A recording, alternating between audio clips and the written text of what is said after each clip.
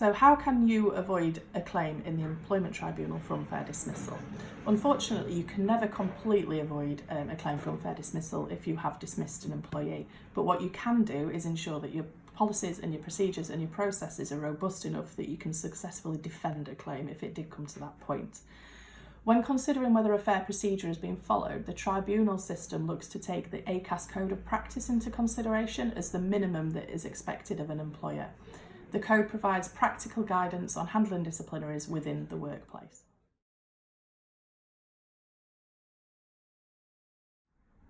Why is it important to follow a disciplinary procedure? A fair disciplinary procedure is often a very daunting prospect for an employer, especially when that business doesn't have the benefit of a HR department on which to call.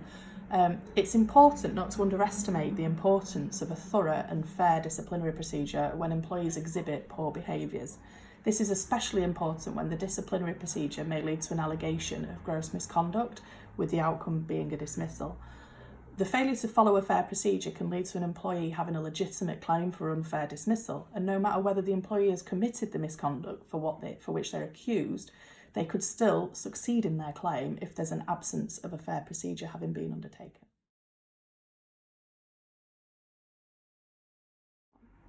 So what does an employee have to show to successfully claim for unfair dismissal?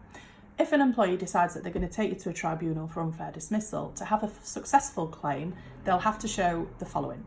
First of all, they need to prove that they were an employee, and the prerequisite length of service for a regular unfair dismissal claim is 2 years. So in most cases, the employee will also have to have 2 years service. They need to show that there was no lawful reason to dismiss. So to dismiss lawfully, the employer must rely on one of the 5 potentially fair reasons. These are capability, redundancy, conduct, breach of statutory duty, and some other substantial reason.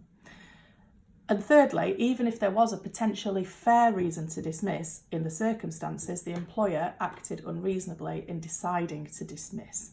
Employees who have been dismissed following a disciplinary hearing can argue that either there was no lawful reason to dismiss, that there was no fair procedure followed, or they can also argue both.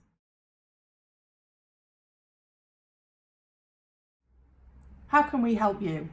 Here at Bioni Law, we have many years now experience of dealing with many different sized businesses, from small businesses with a couple of employees right up to businesses that have got a few hundred employees. All of them need help and assistance at some point. The way we can help you in terms of a disciplinary is we can draft you disciplinary procedures to make sure that you've got a robust procedure in place that you can follow. We can help you with drafting any of the letters that you need, because it's incredibly important that all of those letters tick all the boxes needed to follow the ACAS guidelines.